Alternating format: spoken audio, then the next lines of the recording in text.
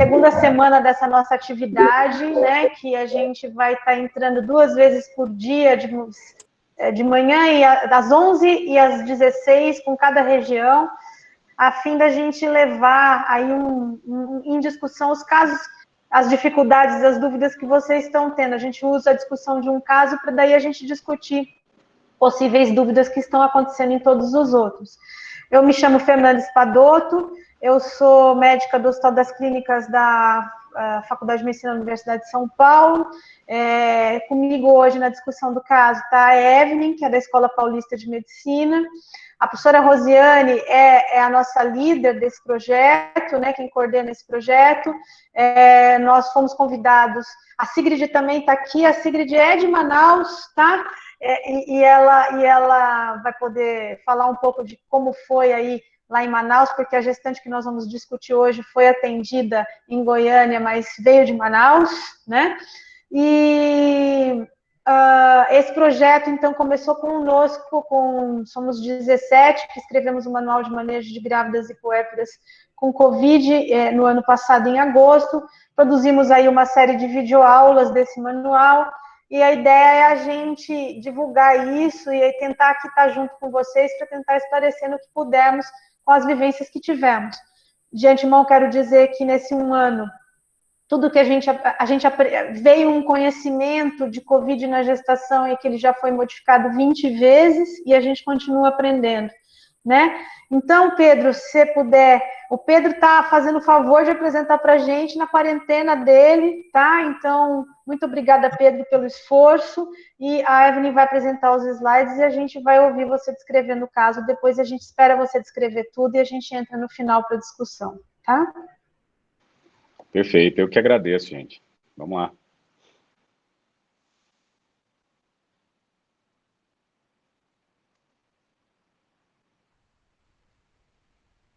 Tá ok, gente? Compartilhamento? Tá ótimo, tá ótimo. Agora eu só vou sair 1 minuto para fechar meu microfone e já volto, tá? Aí você vai só dando o próximo, tá, Pedro? Tá ok. Bom, gente, então, bom dia a todos. É uma história muito interessante de se contar, essa dessa paciente que veio de Manaus. Bom, deixa eu me apresentar, né? Eu sou Pedro Ivan Dosvik, sou médico intensivista de formação. Eu estou na Santa Casa há 12 anos, aqui de Goiânia. Eu sou o coordenador das unidades de terapia intensiva, né, de todas as 4 hoje existentes no hospital. E há 4 anos eu assumi a superintendência técnica, que é o mesmo cargo de diretoria técnica aqui na instituição. E desde março do ano passado, nós estamos também trabalhando com a linha de frente do Covid. Nós não temos maternidade, nós não temos a área obstétrica no hospital, né, deixou de ter há mais ou menos uns 4 anos e meio, mas esse caso especificamente veio regulado pela Central de Regulação do município, e nós recebemos essa paciente, então, oriunda de Manaus, né? Próximo, por favor.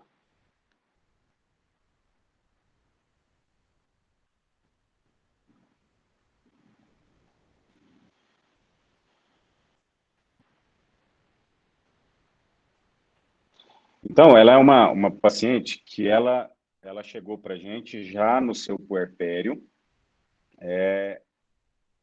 Ela tem 37 anos, né, oriunda de Manaus, por transporte aeromédico. Ela foi admitida na instituição no dia 26 de janeiro de 2021, às 20h30. De história pregressa dela, que nós pegamos lá de Manaus, no dia 31/2, o marido da referida paciente, o esposo dela, é um jogador de futebol, lá de um clube de Manaus.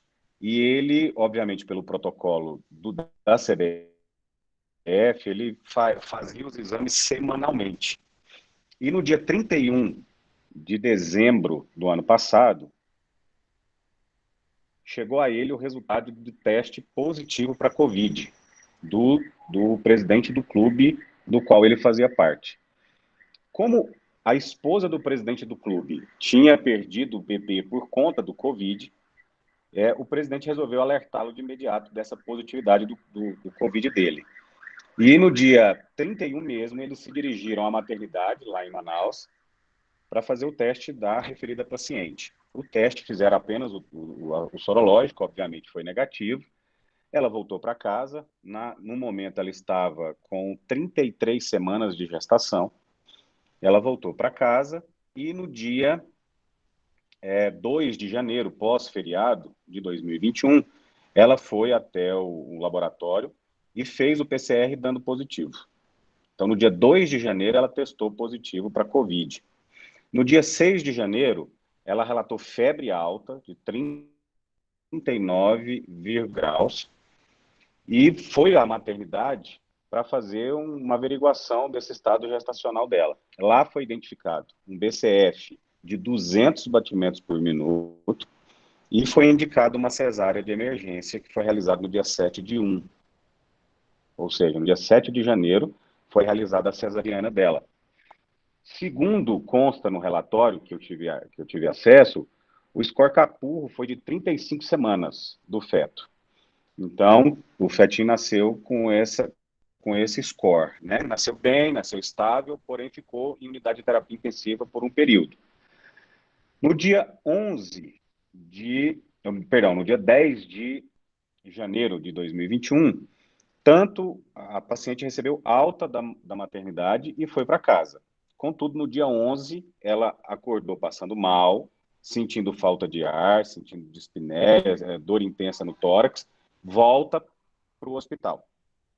Nessa volta, ela teve uma necessidade de internação com oxigenoterapia. Então, ela ficou lá usando Clexane. Não me passaram a dose, eu não tive acesso à dose de Clexane que foi utilizada nesse período inicial de internação. Utilizou ceftriaxona e dexametasona. Também não me foi passado a quantidade de corticoide que estava sendo utilizado nesse período. Muito possivelmente a dose usual, que grande parte da comunidade tem usado, que deve ser de 6 miligramas. Uma hipótese minha. No dia 16/1, ela teve uma piora clínica importantíssima, com dispneia intensa, dessaturação, e foi encaminhada à unidade de terapia intensiva do referido hospital. Tentaram fazer o uso da ventilação mecânica não invasiva, sem sucesso, e houve a necessidade de intubação no mesmo dia, e lá ela ficou por um período de 10 dias internada na unidade de terapia intensiva, sendo realizada uma pronação nesse período. Muito bem. Então, a nossa paciente chegou à Santa Casa em gravíssimo estado geral, em uso de ventilação mecânica, em uso de pseudoanalgesia, com uma entrega completa à ventilação, com RAS de -5, e estável hemodinamicamente sem uso de droga vasoativa. Então, esse foi o quadro de admissão que ela chegou para a gente. Próximo. Na admissão, nós já observamos um comprometimento importante do parênquima pulmonar, com mais de 50% de acometimento, e com a associação de uma infecção bacteriana. Então, a gente já tinha evidência de infecção bacteriana e um acometimento importante do processo inflamatório do COVID. A creatinina dela era de 1,63, ureia 78, ou seja, não tinha uma insuficiência renal importante, um PCR extremamente aumentado, de 296,9, uma ferritina alta, 2.184, evidenciando clara descarga de citocina, de inflamação nessa paciente. E o que mais nos chamou a atenção foi o dímero D dela, porque uma grande preocupação que nós tínhamos é a história pregressa de possibilidade trombogênica pela gestação e também a associação com a infecção pelo COVID. Então, isso nos chamou muito a atenção e nos deixou muito alerta em relação a uma possibilidade de tromboembolismo. Então, de imediato, nós ligamos todos os sinais de alerta. O hemograma dela veio com uma anemia e com uma leucocitose também importante, com desvio, obviamente, pela infecção bacteriana que ela vinha apresentando. Contudo, a gasometria de admissão dela evidenciou uma relação ventilação-perfusão, que para quem não tem o costume de lidar com ventilação mecânica, é um cálculo que a gente sempre faz entre a quantidade, a PO2, ou seja, a pressão parcial de oxigênio, e o volume inspiratório, a fração de inspiração do oxigênio que a gente está colocando no paciente, para avaliar o nível de oxigenação, a eficiência de ventilação que esse paciente está apresentando. Então, quando a gente tem um resultado acima de 200, isso nos deixa tranquilo, ou seja, o paciente está fazendo uma oxigenação adequada e ela estava com 214. Então, não nos preocupou tanto. Próximo. O estado geral da paciente era um estado geral grave, né? Tendendo a gravíssimo, porque ela vinha apresentando uma evolução temerária, por conta disso que eu comentei no slide passado, e tinha essa infecção bacteriana. Não tínhamos nenhuma cultura dela vinda junto com ela no transporte, então não tínhamos ideia de qual flora o pessoal da UTI de Manaus tinha como flora constante na unidade, e nós optamos por fazer um esquema bem amplo de antibiótico terapia, no intuito de fazer uma cobertura de germe o mais amplo possível. Nós fizemos o cálculo do Candida Score dela, o Candida Score não atingiu a quantidade de pontos necessárias para a gente pensar num tratamento empírico. Mesmo assim, em função de todas as condições enfrentadas, enfim, de toda a situação dramática que a paciente vinha apresentando, nós resolvemos entrar com antifúngico também. Então, a entrada do antifúngico foi totalmente empírica, pensando numa possível contaminação ao longo dessa internação dela.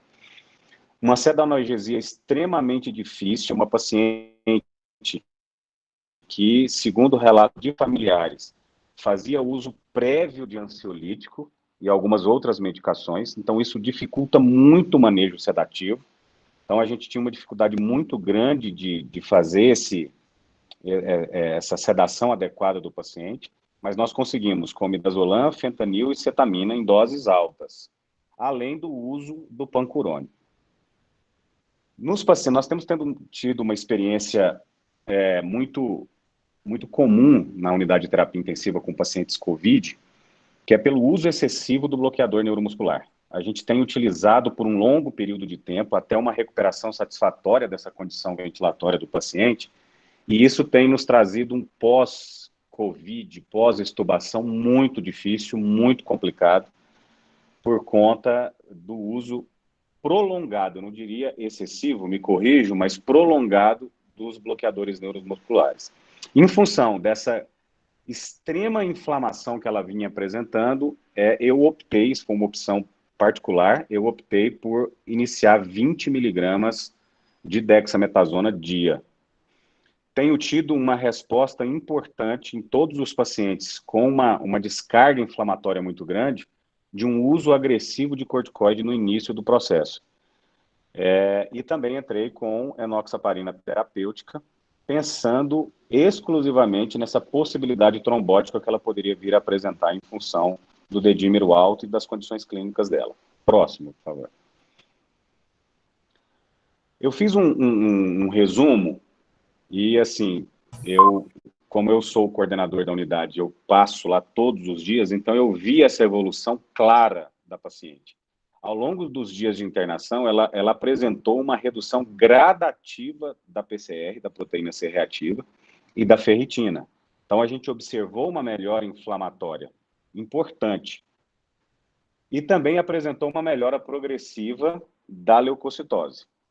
Eu coloquei lenta entre parênteses, porque o uso do corticoide acaba elevando um pouquinho o leucócito. Então, eu fiquei muito atento às condições clínicas dela e não muito à laboratorial. Mas, paradoxalmente, a essa melhora inflamatória, eu tive uma piora drástica da ventilação da paciente. Ela entrou numa piora progressiva da ventilação mecânica, ela estava bem acoplada, ela estava bem ajustada ao ventilador, contudo, as relações ventilação-perfusão dela ao longo dos dias pioraram de forma horrorosa. Então, eu fiquei muito preocupado com isso, porque estava discrepante entre o processo inflamatório em regressão e a piora da ação mecânica, a piora da condição ventilatória da paciente. Obviamente, de imediato, eu associei a um tromboembolismo pulmonar. Foi a primeira suspeita que eu tive. Foi encaminhada à tomografia para fazer com contraste e, por sorte nossa, foi negativo. Então, não houve tromboembolismo nessa paciente durante a internação lá na unidade de terapia intensiva. Mas foi obrigatório a nossa ação de fazer 4 momentos de pronação com ela, de 18 horas cada momento. Não foram sequenciados em dias sequenciados, mas nós utilizamos um protocolo que nós baseamos essa necessidade de pronação à relação ventilação-perfusão e à condição ventilatória da paciente. Depois desses 4 momentos que nós tivemos ao longo de uma semana, a paciente respondeu muito bem, muito satisfatoriamente à pronação, com uma melhora muito sensível, uma resposta muito boa, mesmo com uma sequela pulmonar importante. A tomografia, após a última pronação dela, nós observamos uma quantidade de fibrose muito grande no pulmão. Eu não consegui, em função de eu estar em casa, eu peço desculpas a vocês, eu queria o laudo dessa última tomografia, depois da pronação, para eu evidenciar isso para vocês, mas eu não consegui, porque a distância fica mais difícil. Mas é um pulmão muito comprometido. Perdão. Mesmo assim, ela evoluiu muito bem. Próximo.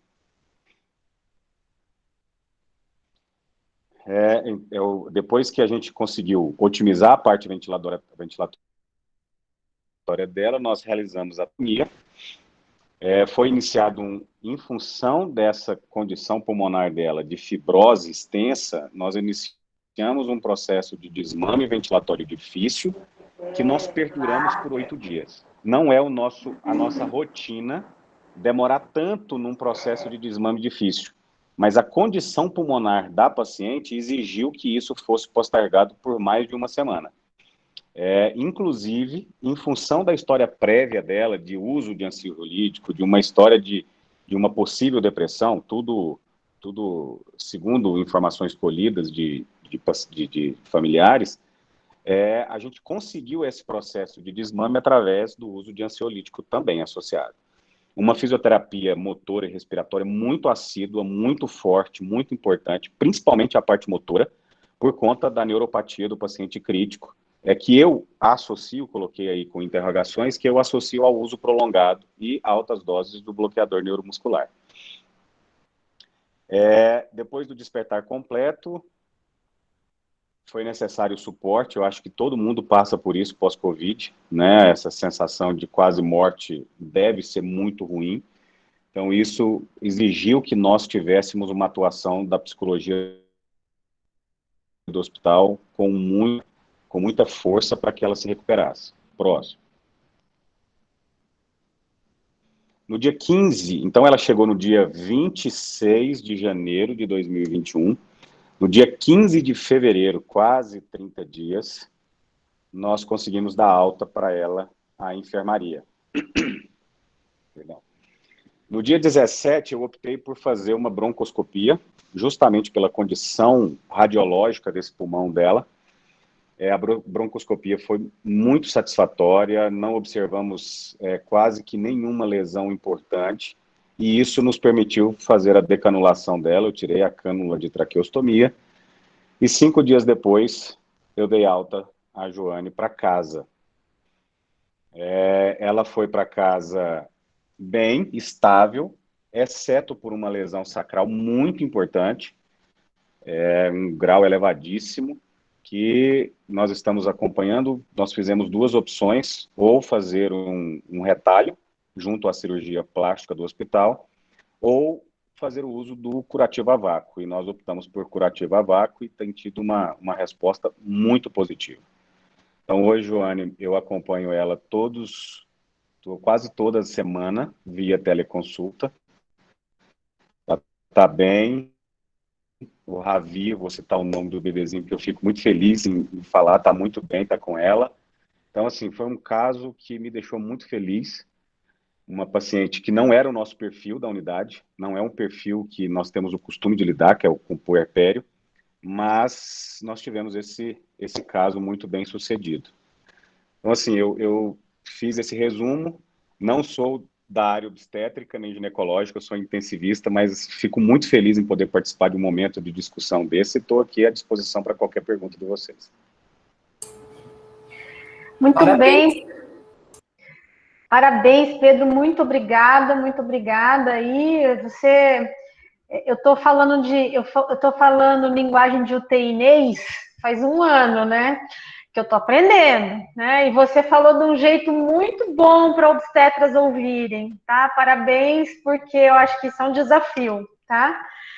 Eu queria propor dividir a discussão em dois momentos, tá? Eu acho que a gente pode discutir um primeiro momento, que é na saúde, na atenção básica, na ponta, como é que a gente... Esse caso, ele mostra uma paciente que ela ficou pingando em serviço de saúde e não foi seguida adequadamente, né? E aí a gente falar um pouco mais sobre isso e depois, num segundo momento, a gente falar um pouco mais sobre a internação da paciente crítica em UTI, que é uma coisa que eu fico à vontade, que o meu centro faz isso, para a gente falar algumas dicas e algumas questões da diferença, porque no caso ela era puérpera, não tem tanta dificuldade assim em pronar e tudo mais, mas gestantes também podem ser pronadas, então a gente dividir a discussão em dois pontos, tá? Então, o primeiro ponto, eu queria começar dizendo que essa moça, ela teve um contactante positivo, sabido, no dia 31 de dezembro, tá? E ela foi testar por conta própria, né? Sozinha, né? Ninguém informou, ninguém monitorou, tá? Gestante, gente, esse é o primeiro grande ensinamento, que foi o primeiro grande aprendizado que nós tivemos nesse um ano. A gente recebeu lá em março do ano passado publicações da China e da Europa de que grávida não era grupo de risco. Então, não, grávida é um dos piores grupos de risco, tá? E com essa variante P1, a gente percebe agora saindo já para pacientes mais jovens, a gente está tendo um percentual ainda maior de pacientes grávidas pela faixa etária, com essa variante, com essa evolução mais grave, né? Então, grávida, teve contato com positivo, vocês que estão na ponta, tem que fazer, se não for presencial, eu vou pedir até para a Evelyn falar um pouco mais disso, que a Evelyn dá aula disso no manual, né?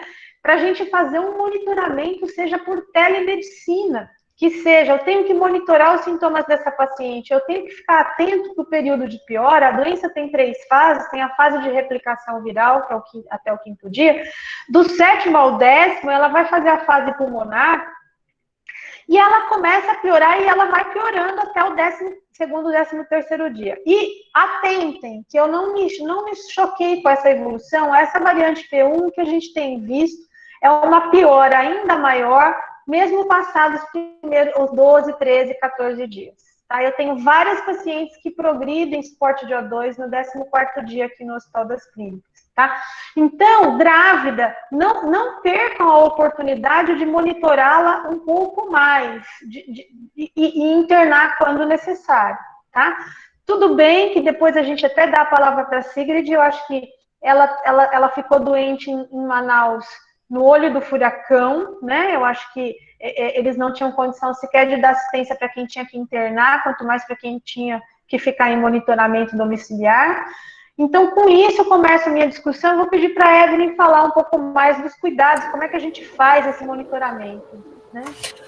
Bom, obrigada, Fernanda. Bom, Pedro, primeiro, parabéns pela condução, né? Assim, a sua condução aí na UTI significa que um bebê vai crescer com a mãe dele, né?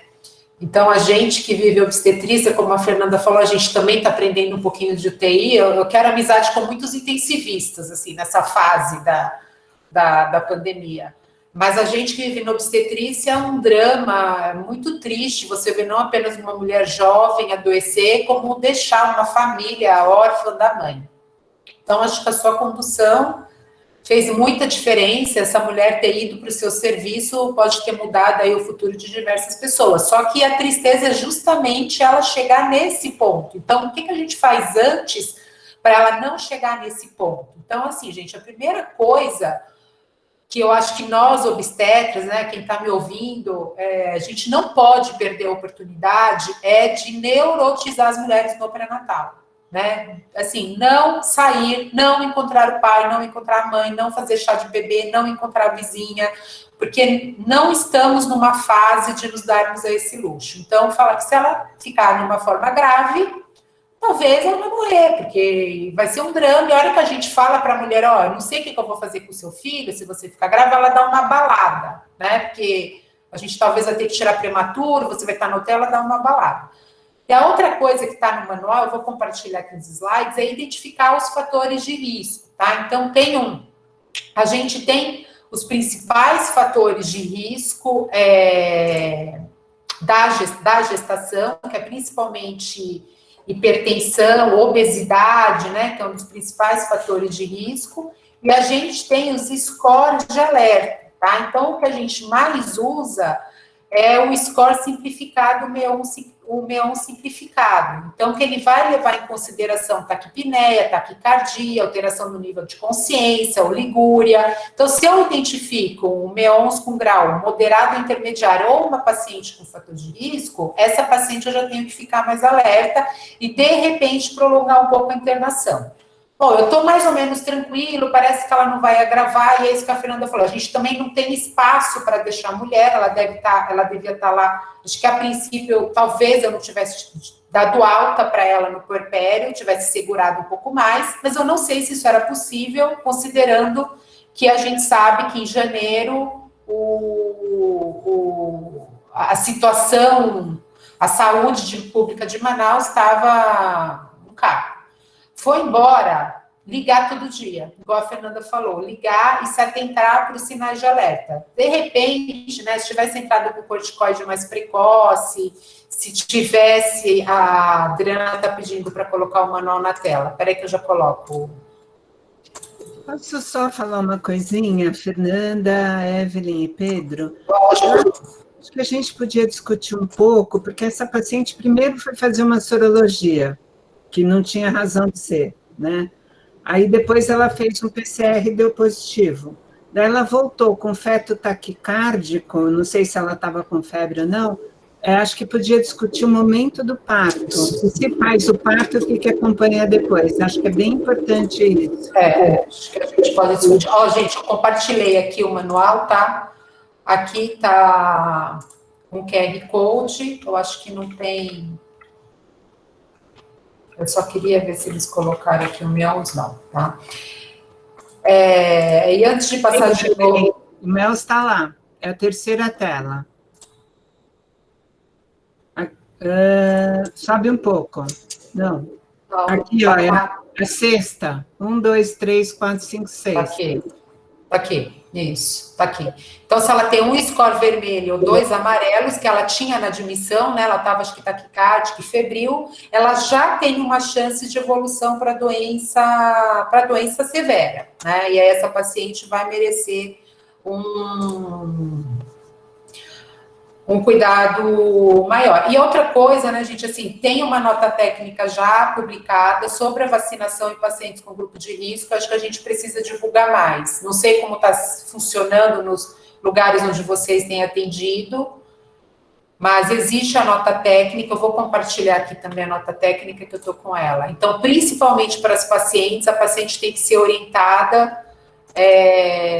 Obviamente que não há estudos de segmento de longo prazo, mas nesse momento a gente tem entendido que a vacinação ela é mais importante, né? Ela, assim, o potencial de risco da vacinação ele é menor do que o risco de complicação da doença, tá?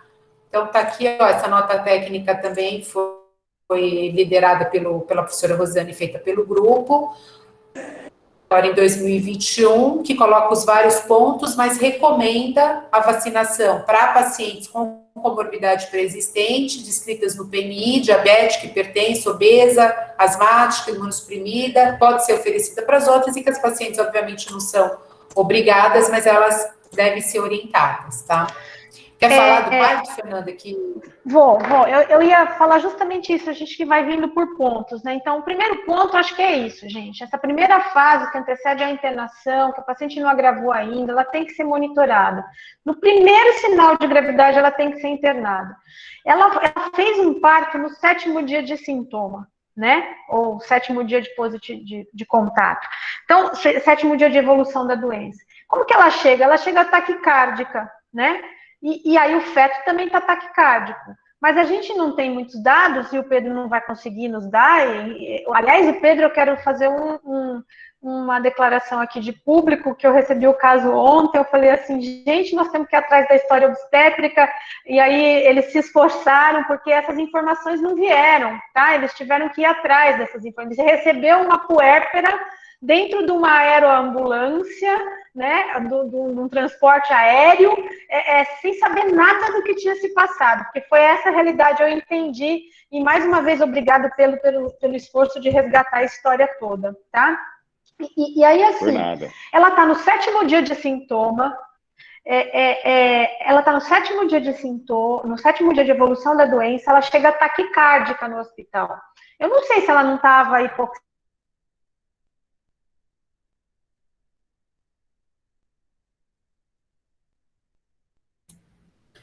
Bloqueou, né? A Fernanda parou. Voltou, Fernanda. Ficou uns 30 segundos bloqueado. Oi. Voltei, desculpa. Vocês estão me ouvindo? Desculpa. Sim. A taquicardia fetal, gente, é o primeiro sinal de hipoxemia que a gente vê. É o primeiro sinal de alteração da vitalidade fetal. Então, pode ser até que esse feto tivesse taquicardia porque a mãe também estava, podia ser infeccioso, pode ser por hipoxemia, tá? Mas uma coisa que a gente também aprendeu nesse 1 ano, tá? A paciente estava entrando na sua fase de piora da doença. Do 7º dia em diante, ela piora. Tá? Basicamente a mãe e ver se fazer o parto é realmente necessário. Porque quando a gente faz o parto na fase de piora, do 7º até o 12º, 13º dia, quando a gente faz qualquer procedimento cirúrgico numa paciente, isso pode ser a condição que pode agravar ela clinicamente. Tá? Então, esse é outro ponto que eu queria trazer aqui para esse caso, né, que foi antes de chegar até o Pedro, né, que assim, talvez se essa mulher tivesse tido acesso, e aí é a minha outra mensagem para todas as regiões do Brasil, que a gente tem que organizar os serviços com serviço de UTI, para atender gestante, tem que ter obstetrícia de alto risco junto, tem que ter obstetra, tem que ter equipe junto, que consiga manejar esses casos, para a gente evitar, por exemplo, uma resolução, tá? Uma puérpera sem ter um suporte de obstetrícia. Então, gente, eu acho que isso ainda vai continuar e em cada lugar a gente tem que procurar o gestor e organizar um fluxo aonde no serviço que interna uma paciente gestante que está já em catéter de O2, gestante com catéter de O2 pode piorar para a máscara e progressão da ventilação e para uma ventilação invasiva em questão de dias ou horas, tá? Então, paciente gestante em catéter de O2 tem que ir para um serviço que se organize, que tenha tanto suporte da clínica, né, de intensivistas como o Pedro, como suporte da obstetrícia, tá? Então, eu fico aqui com uma dúvida desse caso que nós nunca vamos sanar, do que aconteceu lá em Manaus, se esse parto poderia ter sido evitado. Se ela poderia ter sido internada, se ela poderia ter ido para o oxigênio, introduzido corticoide a partir do 7º dia e necessidade de O2, o corticoide é bem-vindo para diminuir essa evolução drástica do Covid. Ela acabou com uma fibrose pulmonar, essa moça, né? Então, como é que a gente interna uma paciente, né? A gente interna quando ela precisa de suporte de O2, quando ela tem febre, ela está frustrada. Acho que a Evelyn pode projetar aí os critérios de internação de gestante, né? E ao internar com necessidade de O2 acima do 7º dia, corticoide. Grávida com SRAG, né, com síndrome respiratória aguda grave e necessidade de O2, a gente usa enoxaparina profilática, tá? Fernanda, e a gente amplia a enoxaparina para terapêutica na suspeita de... Não, tem justamente essa pergunta, tem justamente essa pergunta no chat, sobre a dose, se a dose é profilática ou terapêutica que você está falando. Vou aproveitar aqui e emendar que tem uma pergunta sobre antibiótico. Se já entra inicialmente ou se não entra. Acho que já cabe no seu comentário. Eu cortou aqui a pergunta se entra anticoagulante. Anticoagulante, você internou a paciente, vocês entram com a que está com sintomas do Covid, né, com sintomas respiratórios. A inoxaparina ajuda a diminuir a inflamação pulmonar, assim como o corticoide, tá? E prevenir eventos tromboembólicos relacionados à doença. Então, a gente entra com antibiótico. Desculpa, com inoxaparina. O antibiótico. Posso só falar uma coisinha? Acho que é bem importante dizer aqui, eu não estou te escutando, Rosiane. Não, é só lembrar que heparina é só com a paciente internada. Não é para receitar ambulatorialmente em paciente que tem PCR positivo, heparina. Né? Acho que isso é uma coisa bem importante de ressaltar para quem está na ponta.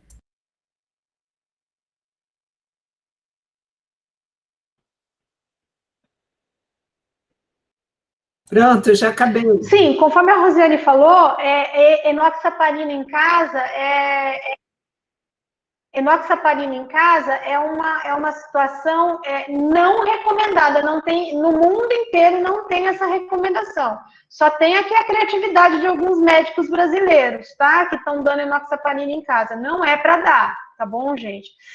Eu sou da Sociedade Brasileira de Trombohemostasia e em vários casos de eventos adversos de sangramento relatados com pacientes que estão com Covid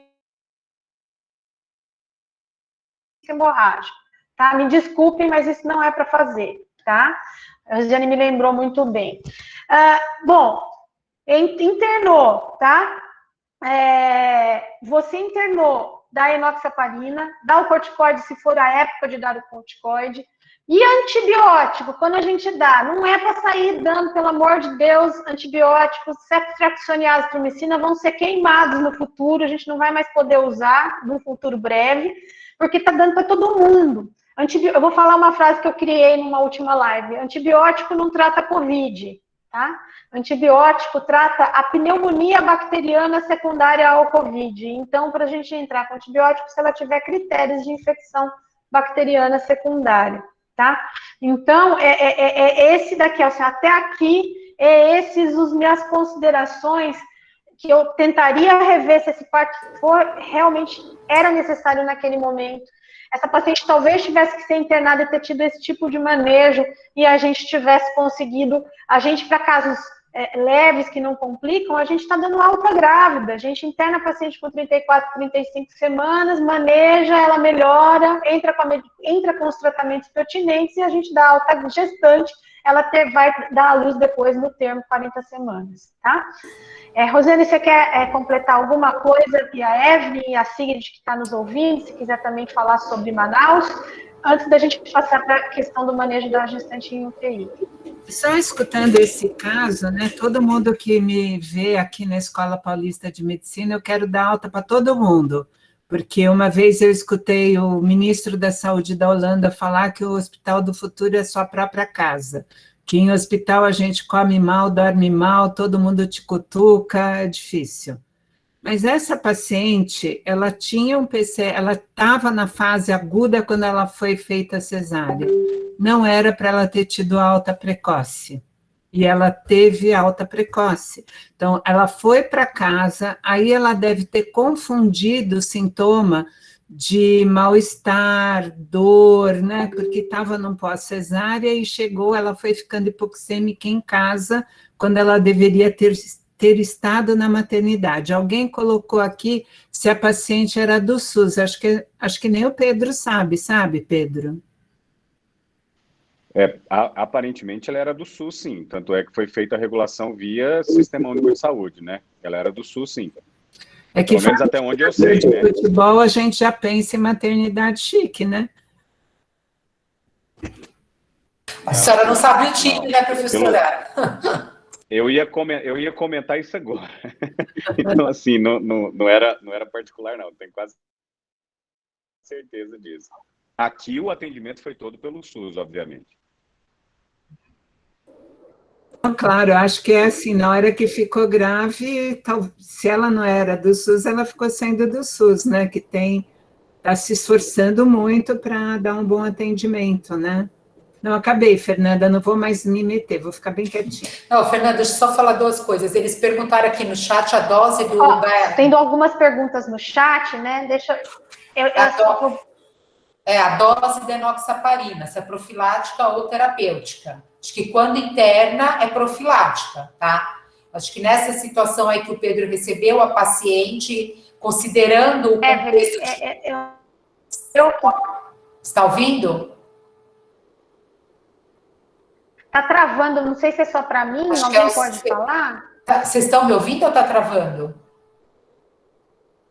Não, a gente está... Eu está travando, Fernanda. Então, deixa eu só concluir. Eu acho que quando interna... Eu vou mudar a conexão aqui.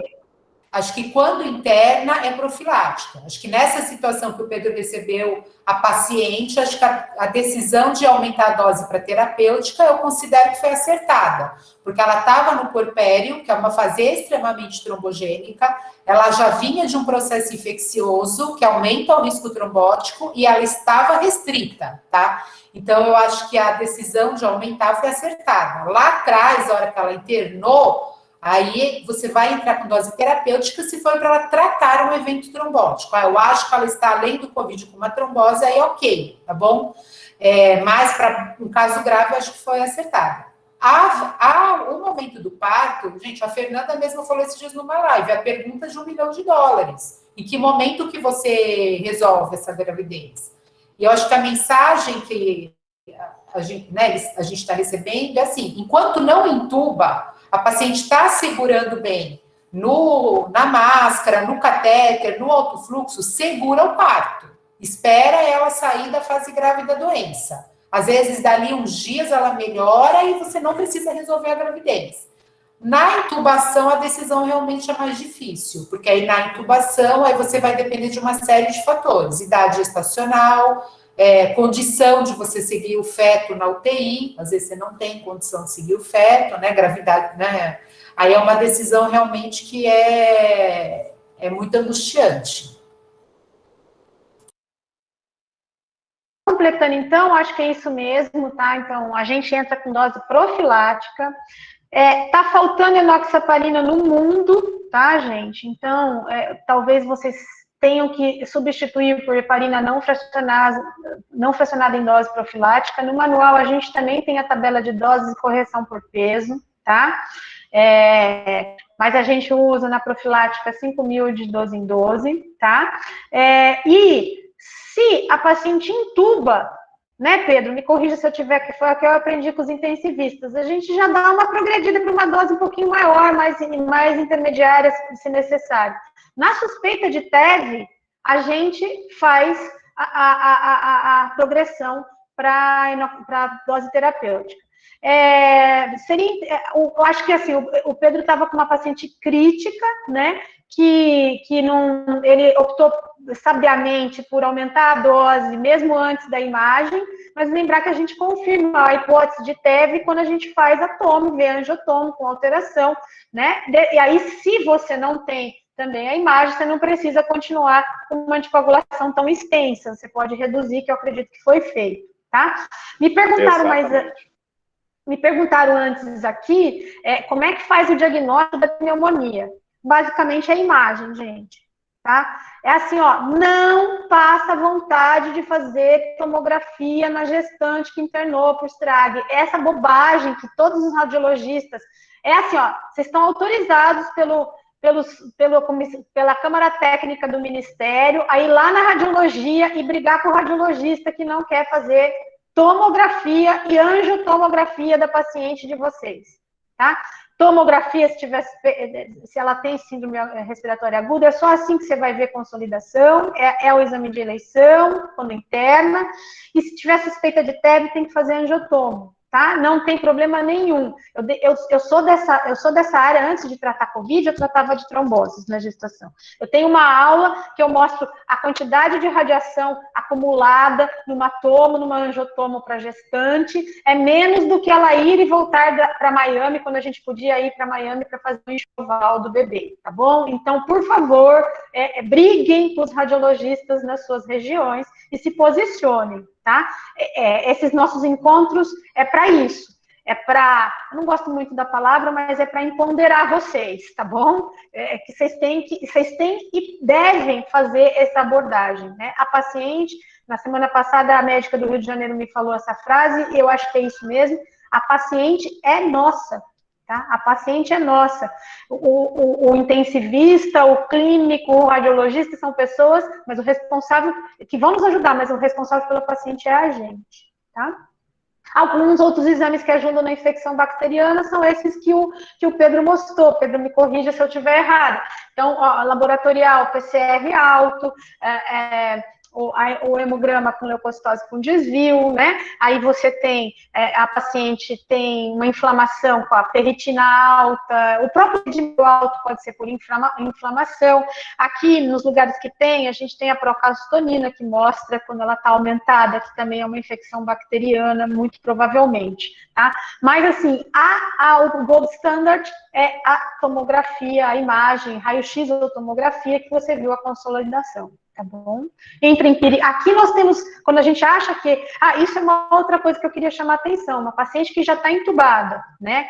Grávida ou puérpera, tá? E que piora drasticamente o respiratório, ou ela teve um evento tromboembólico, né? Um TEP, tá? Ou no caso do Covid, a gente tem um pouco essa evolução, né? Essa fibrose tardia, essa piora tardia da ventilação, como a gente não consegue recrutar, de repente, os alvéolos na ventilação, e isso é um desafio, tá? Queria chamar a atenção, não sei se mais que exames de laboratório solicitar, foi atendida no SUS. Deixa eu ver, Evelyn, me ajuda aí a ver se tem mais alguma pergunta no chat. Fernanda, tem uma interessante, assim, feto maduro, vai entubar, sempre resolve a gestação? Olha, a nossa recomendação é que de 34, 35 semanas em diante, se a paciente critificou e ela vai entubar, talvez seja melhor... a depender do estado clínico da paciente, né, gente? Porque às vezes vai entubar, a paciente está com comprometimento renal, hepático, e ela não tem condição clínica para o parto. Então, é uma decisão que vocês têm que conversar com o intensivista, ver se ela tem, se a cesárea em si vai agravar a condição, se não, se acima de 34, 35 semanas, se a paciente está crítica e vai entubar, talvez fosse melhor resolver, porque o manejo da vitalidade desses pacientes é muito difícil, tá? Isso é outra coisa que eu queria dizer. Se você não resolve a paciente intuba, você tem que garantir a vitalidade fetal, né? Você tem que fazer perfil biofísico fetal todos os dias, tá? E o Doppler é importante? Olha, a nossa experiência aqui nas todas as clínicas, nós já manejamos mais de 400 pacientes internadas, aproximadamente 120 críticas em UTI, dessas 120, 85, 90 entubaram, e a gente não viu alteração de Doppler. A única paciente nossa que tinha alteração as duas únicas, elas tinham outras patologias que determinavam alteração de Doppler. Uma era uma cardiopata, né, congênita, com alteração de placentação, a outra tinha pré-eclâmpsia, tá? Então, veja... e aí fica essa dica, porque assim, se você se organizar com uma cardiotoque perfil, você vai ter que monitorar.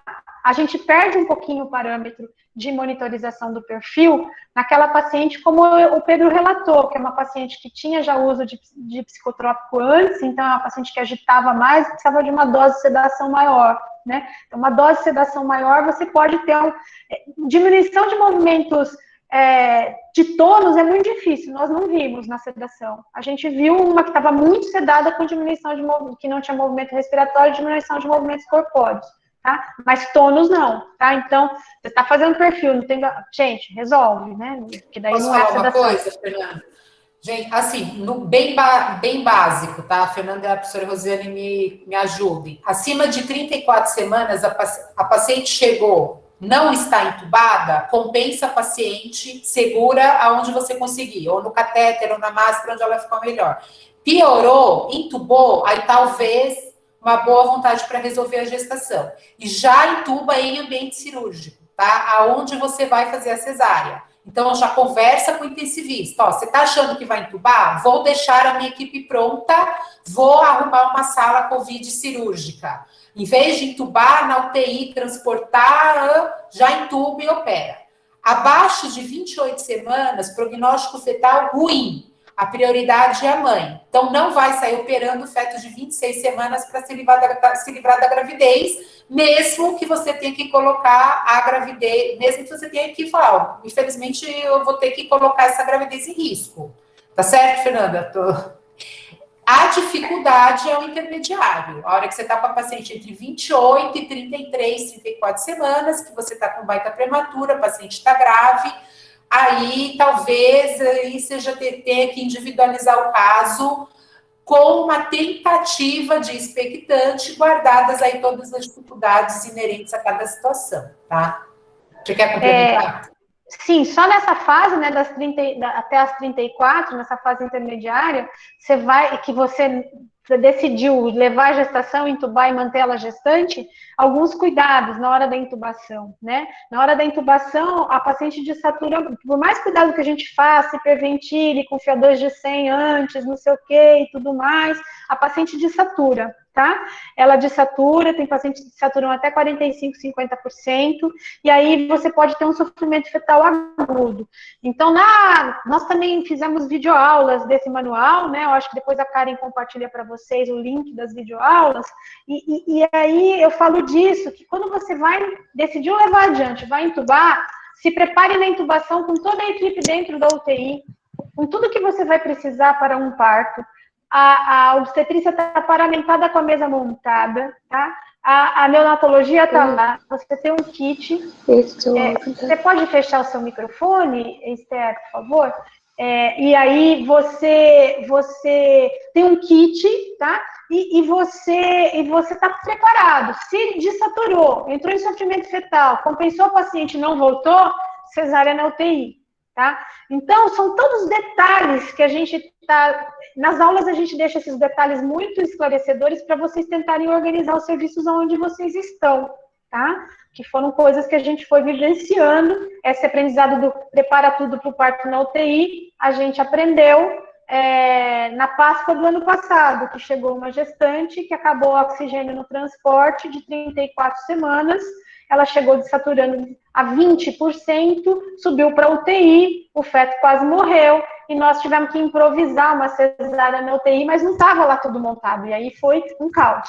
Mas para o bem de todos, ela até foi reportagem do Fantástico do ano passado, do Dia das Mães, essa moça, ela saiu de alta, o neném também, tá tudo certo, ela tá amamentando ainda lá em casa, porque ela conseguiu, tá? Então, esse é o detalhe.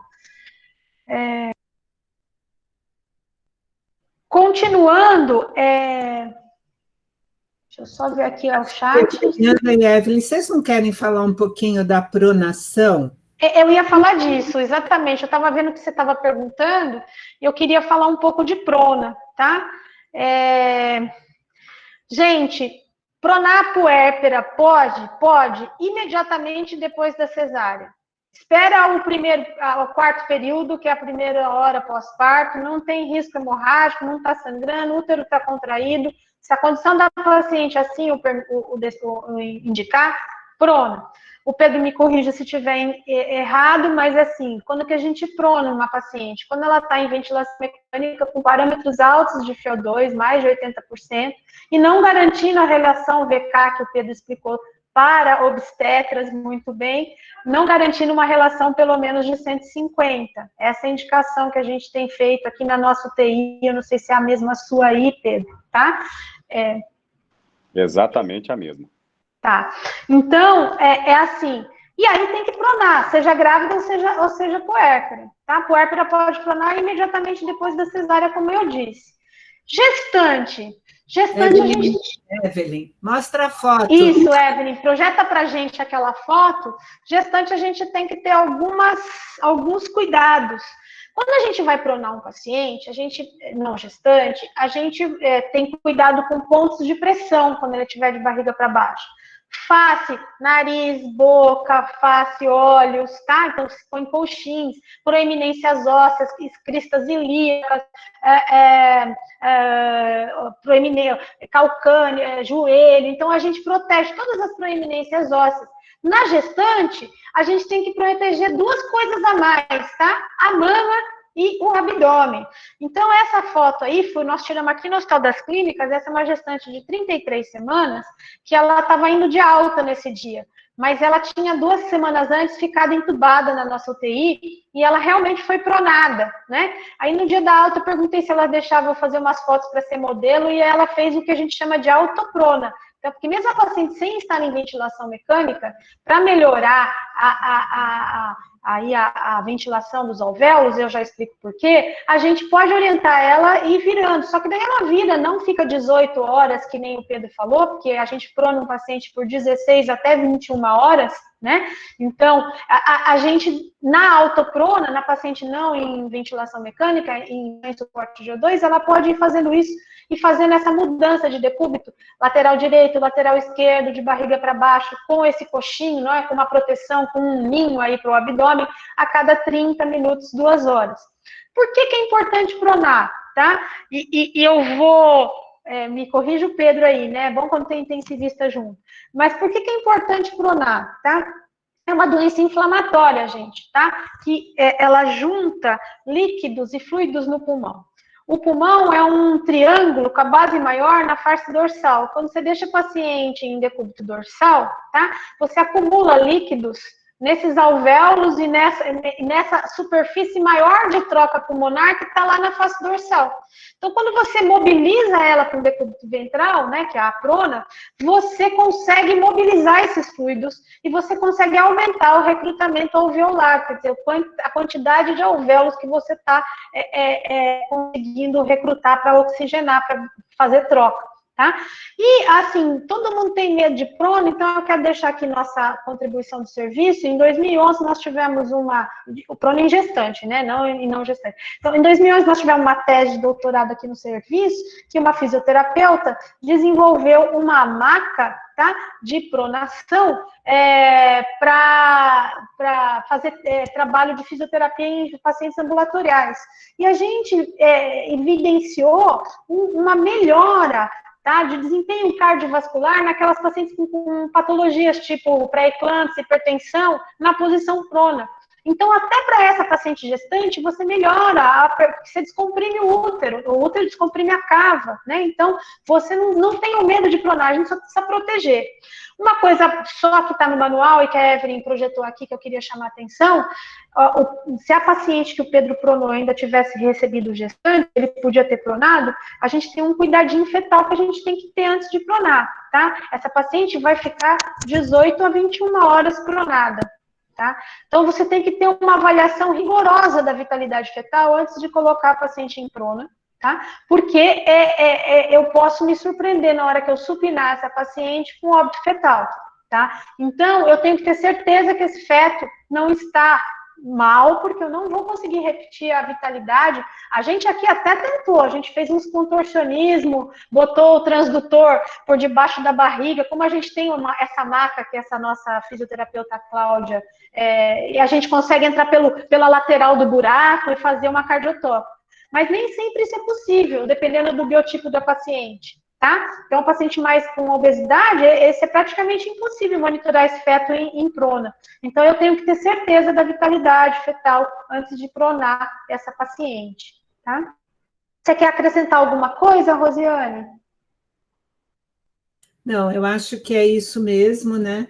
Eu acho que, principalmente quando a paciente está piorando, a gente tem que se lembrar da pronação, e eu queria só que você e a Evelyn falassem um pouco do dedímero, porque o dedímero, assim como eu falei da importância de não heparinizar quando a paciente não está internada, né, a gente tem visto que muitas vezes se pede o dedímero, não sabe bem por quê, e aí fala um pouco, né, como é o dedímero na grávida e na puérpera. Desculpa eu estar me metendo. Não, eu tô te chamando para participar mesmo, que é muita coisa que a gente tem que falar. Então, eu acho assim, eu começo falando, tá? Eu acho que o Pedro está perfeito. Parabenizar o Pedro mais uma vez. O Pedro usou o dedímero como sentinela do evento trombótico, tá? Dedímero só serve para isso, gente. Sentinela do evento trombótico, tá? Aí a gente faz a imagem que nem ele fez para ver se tem um evento trombótico. Pelo amor dos meus filhinhos, que eu só tenho um, não saiam aumentando enoxaparina baseado em aumento do dedímero. O único protocolo no mundo que fez isso é lá da New York City e já foi contraposto em literatura, não tem benefício nenhum, aumenta risco hemorrágico, tá?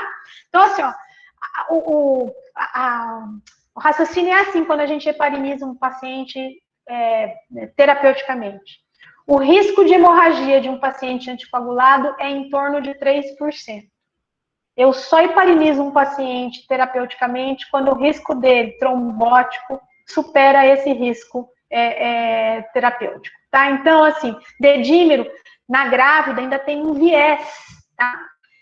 Que ele aumenta, pode estar 5 vezes aumentado o valor de referência no final da gestação, tá bom? Ele pode estar 5 vezes aumentado. Então, assim, a minha referência aqui do Hospital das Clínicas é dedímero de 500, tá? Eu tenho um dedímero de 2.500 no final da gestação, está ok pelas modificações gravídicas, tá? Lembrando que é o dedímero, né? Ele é um produto de degradação do fibrinogênio, tá? Sentinela de um evento trombótico, quando você faz um trombo, o sistema fibrinolítico entra em ação e começa a remodelar esse trombo, tá? Então, vai aumentar o dedímero, tá? Muito comum a gente ver dedímero aumentado em sepsis também, porque o paciente faz uma microangiopatia periférica com remodelação, com ativação do sistema fibrinolítico também, tá? Então, nesses dois casos, você pode ter um dedímero aumentado por esse, e ficar aumentando a enoxaparina, gente, não diminui a evolução da sepsis, por exemplo. Tá? E o dedímero alterado na grávida significa que tem que heparinizar, né? Exatamente. Na grávida e nem nenhum paciente, tá? Então, assim, na grávida ainda tem o viés pior, porque os valores de referência da grávida são maiores. E nos primeiros 15 dias pós-parto, a gente tem, porque vocês têm que lembrar, eu vou agora usar o professor Briquet, vocês têm que lembrar das ligaduras vivas de Pinar, que tem a contração do útero para ativar todas as coagulações de onde descolou a placenta. A gente tem evento de remodelação, a gente tem gasto ali, a gente tem ativação do sistema fibrinolítico no útero, na puérpera, né? Então, até 15 dias você pode ter dedímero ainda mais aumentado. Então, é só essa mensagem, não se enganem pelo dedímero na grávida, que a Rosane lembrou muito bem. Fernanda, só uma colocação para lembrar também que muito menos ele vai servir de parâmetro para continuar ou não a anticoagulação. Então, não existe. Às vezes, a paciente está com aquele dedímero alto e acaba ficando com aquele anticoagulante um tempão, porque o dedímero ainda está alto. Então, esse é um parâmetro também para observar que não existe isso. O meu dedímero maior de paciente crítica aqui foi uma das nossas mortes fetais, era essa cardiopata congênita que eu estou falando para vocês, que ela morreu de sepsis. A gente fez necro especial, nós vamos publicar esses casos, são 4 casos que a gente fez a necro microinvasiva, que o professor Saldiva fez. Então, a gente tem que ela fez um dedímero de 145 mil, e ela não tinha trombose na necrópsia. Tá? Ela não tinha trombose na necrópsia, ela morreu de choque séptico, tá? Só para dar um exemplo para vocês de como não é um marcador de uma coisa única e nem norteia para a gente quanto de enoxaparina que a gente vai dar. Tá? Eu dei uma olhada nas perguntas, eu acho que já foram resolvidas. Tem uma mão levantada aqui do Yura, não sei se ele tem alguma pergunta ou se ele esqueceu de baixar a mão. Alguém tem alguma pergunta que não foi respondida?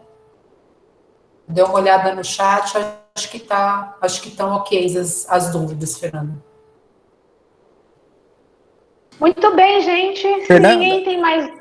Oi? Fernanda, desculpa, Washington, Goiânia. Você falou que a paciente, quando está desaturando, que resolve prolongar a gestação e você vai entubar, você falou que tem que estar com a mesa preparada para uma intervenção, né? E ela vai desaturar. Mas quando você faz a hiperoxigenação, você pensa em interrupção, nesse caso, na hora da intubação, de uma permanência de uma dessaturação de quanto tempo?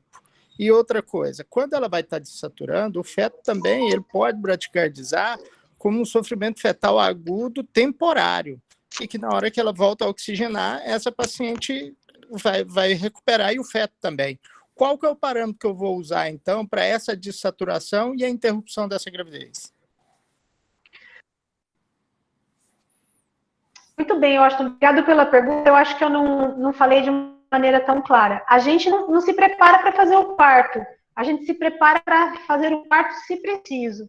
Tá? Então, tem duas equipes que ficam com a paciente, tem 3 equipes que ficam com a paciente na hora da intubação, aqui que a gente decidiu levar adiante. A equipe da UTI que vai intubar, né, e um residente nosso, que é o nosso R2 está passando lá e está aprendendo a intubar, passar catéter central, etc, etc, etc, tá? E o obstetra sênior do plantão fica na vitalidade fetal, fica com um aparelho de cardiotoque computadorizado na paciente, tá?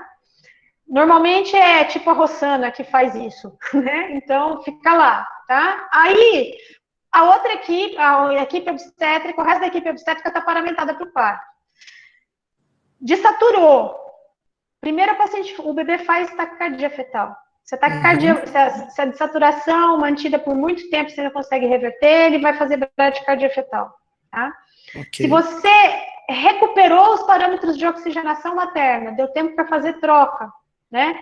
Conferiu lá se não está em acidose, se não tem um aumento de PCO2, que o PCO2 aumentado também faz acidose fetal. Então, esse é um outro parâmetro que a gente garante parâmetros ventilatórios como para gestante. A gestante tem que ter mais de 95% de saturação, tá? E gestante tem que ter PCO2 abaixo de 45. Isso é um parâmetro que às vezes os intensivistas flexibilizam no paciente mais crítico, deixando ir até 60, mas quando você tem um PCO2 acima de 45, o feto não consegue fazer troca de CO2 na placenta, ele entra em acidose, tá? Então, assim, você corrigiu a hipercapnia, você saturou, melhorou a saturação, deu 4 minutos, esse status metabólico materno recuperando os parâmetros, o feto tem que recuperar. Se ele mantém a bradicardia por mais do que isso, você tem que agir. É mais ou menos isso que a gente está adotando. Você recupera a mãe para os parâmetros ventilatórios ideais de uma gestante. Espera de 2 a 3 minutos. A bradicardia continuou. Eu não deixaria passar mais do que 10 minutos bradicárdico. A gente não deixou, aliás, a gente acabou fazendo parto nos casos que aconteceram. Em muitos casos aconteceu exatamente isso que você falou, Washington. A gente tem que segurar as coronárias, a gente fica com o cardiotoco ali, fazendo carga de paisagem, esperando a bradicardia fetal baixar. Não é muito diferente para os serviços que manejam as cardiopatas graves, tá? Que estão em descompensação cardíaca, né? A gente vira de lado, aumenta a oxigenação, dá suporte, né? Então, é bem parecido, eu acho. É uma paciente crítica bem parecida com as cardiopatas graves, né? Só que o componente órgão dela não é o coração e sim o pulmão. Perfeito. Obrigado, Fernanda.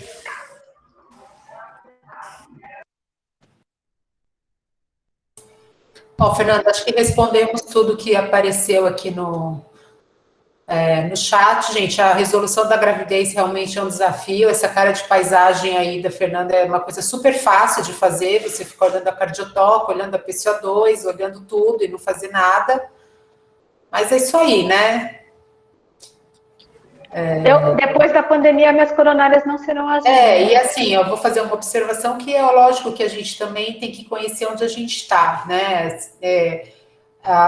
O HC está com uma estrutura física muito bem, de ter uma UTI montada, que facilita muito essa tomada de decisão, e a hora que a gente não está nessa estrutura física ideal, a nossa tomada de decisão é mais difícil, né? Quer dizer, será que vale a pena eu levar o paciente para o centro cirúrgico para tomar essa decisão lá? Ou será que vale a pena eu decidir tudo na UTI? Realmente, como ela falou, a gente tem que tentar tem que tentar conversar antes, tá? Eu espero que cada vez menos a gente tenha esses casos graves e que cada vez mais a gente possa agir na prevenção, na orientação da população, né, e do médico assistente que está lá na beirada, no sentido de alertar que realmente a situação está feia, que realmente não tem hospital, não tem respirador, e divulgar um pouco mais a vacina, né, Fernanda? Porque eu acho que não está muito divulgada essa nota técnica da vacina, e a discussão é realmente ampliação para todas as gestantes, né? Vamos ver se a gente vai conseguir, mas enquanto isso, acho que as de risco a gente tem que dar uma insistida. Bom, é isso, gente. Concordo plenamente com a vacina. A gente não tem outra porta de saída. A grávida tem que entrar como grupo prioritário e em breve, né? Eu acho que é outra coisa que a gente está discutindo, mas isso já tem a nota técnica, que é grávida tem que vacinar, mas a gente vai ter provavelmente algumas mudanças de ação aí no Ministério em relação a isso e em relação à prioridade da vacina na gestante, né? Eu queria agradecer imensamente, agradecer ao Pedro, tá? Alguém falou aqui mais cedo, todo mundo queria ter um Pedro para chamar de ser no seu hospital, né? Quem trabalha com obstetrícia. Então, obrigada, né? Obrigada por essa disposição e por essa disponibilidade de estar aqui com a gente na sua licença médica, tá? E queria dizer que, para mim, esses encontros são sempre super gratificantes e eu estou aqui exatamente para fazer aquilo que, para compartilhar com vocês e com o SUS, o conhecimento que o SUS me deu, né? Eu e a Evelyn, a gente vem de formação médica quase que integral do SUS, né? Graduação e pós-graduação, e atuamos nos hospitais do SUS, e que a gente precisa utilizar desses recursos que a pandemia nos trouxe, que é essas reuniões, e a gente divulgar esse conhecimento da universidade, sair dos muros, como disse a Silvana ontem numa live, sair dos muros da universidade o conhecimento e ele voltar para o SUS, porque foi lá que ele foi produzido. Muito obrigada a todos, tá? Foi ótimo. Boa sorte, Pedro. Queria saber sobre a lista de presença. Está no chat. Tem uma lista de presença. Doutora Evelyn. Oi. Yo quería en particular parabenizar al doctor Pedro, a usted, a la doctora Fernanda, por su trabajo excelente, por estas demostraciones de caso. Para nosotros, los médicos intensivistas, tener una grávida en la UTI ya es un signo de alerta cuando entra ella. Y entonces o sea, todos tenemos que estar en modo para atender, para saber, para diagnosticar bien a diferentes doenças. Y esto que ustedes están haciendo de discusión de casos, sería óptimo que muchos intensivistas del país también pudieran asistir. Yo soy médico intensivista cubano y estoy aprendiendo mucho con todo, o sea, comencé a asistir ontem y estoy aprendiendo mucho con todos los casos que ustedes están postando. Y de verdad, parabenizos a todos. Obrigada, Yura. Todos nós estamos aprendendo, viu? Com os outros, né? Infelizmente, com casos tristes, algumas vezes felizes, mas todos nós estamos aprendendo e o que a gente precisar, pega os telefones, né? Faz igual eu e sai ligando. Tem gente que vai me bloquear daqui uns dias. Eu sempre falo que cada óbito que nós temos, o sea, y a presentar es una experiencia más, porque a veces você lembra de tal paciente, y cada óbito son más vidas que nós podemos salvar. E o objetivo é justamente esse, né? O objetivo não é fazer um julgamento de condutas anteriormente tomadas, né, gente? Todos nós já olhamos para trás e pensamos, devia ter operado de manhã, devia ter deixado para operar à noite. É muito desafiador essa tomada de decisão nesse contexto de aprendizado diário. Então, o objetivo das reuniões é realmente o aprendizado, uma troca de experiências, no sentido de otimizar a assistência de todo mundo, tá? Todos nós temos, realmente é um dia atrás do outro, e assim, eu tenho conflitos de interesses porque sou obstetra, mas na obstetrícia a gente cuida de 2 pessoas, né? Então, a gente tem que decidir por 2, não por uma só. A gente tem que decidir pela mãe e pela criança que está dentro dela, às vezes sabendo que a gente está colocando no mínimo uma em risco, né? E eu também quero amizade com os intensivistas, viu? Só para trocar ideia. Pedro, boa sorte, espero que você melhore logo, né? Porque realmente o que a Fernanda me pontuou, está me chamando muita atenção essa piora depois dos 10 dias. Acho que a gente tem que ficar atento para isso na grávida, viu, gente? Lembrar que passou 10, 11 dias, ainda não estamos livres, ainda vamos olhar para elas mais uns dias. Mas é isso, gente. Agradeço. Boa sorte para o Pedro. Obrigada a Foi todos. ótima apresentação. Vai passar viu? rapidinho, já eu tô de Se volta. Deus quiser, daqui a pouco você está de volta. Se tiver uma grávida, você liga para a Fernanda. Na hora. Obrigada aí, olha, e eu queria só ressaltar a presença da Câmara Técnica aí de Manaus, que estava presente aí durante o encontro. Obrigado pela presença. E a gente entende que vocês viveram uma situação que aqui do lado, aqui a alguns quilômetros de distância, eu fiquei dias na sofrência por vocês, tá? Então, eu acho que vocês enfrentaram uma situação que foi desumana, que nós estamos aqui no estado de São Paulo beirando, não chegamos lá, mas, assim, para a gente que está na linha de frente atuando, é desesperador. Então, obrigada aí pela presença de vocês também aqui nessa nossa discussão. E, Pedro, pelo amor de Deus, observe os sintomas e procure um médico para chamar de seu, tá? Se você piorar, tá? Médico gosta de tratar dele mesmo, pelo amor de Deus. Jamais, tá? jamais. Então Pode tá ficar bom. tranquila que já tem. Pode ficar Tá sossegada, vai dar tudo certo. Abraço, gente. Até mais. Tchau, Tchau. bom dia.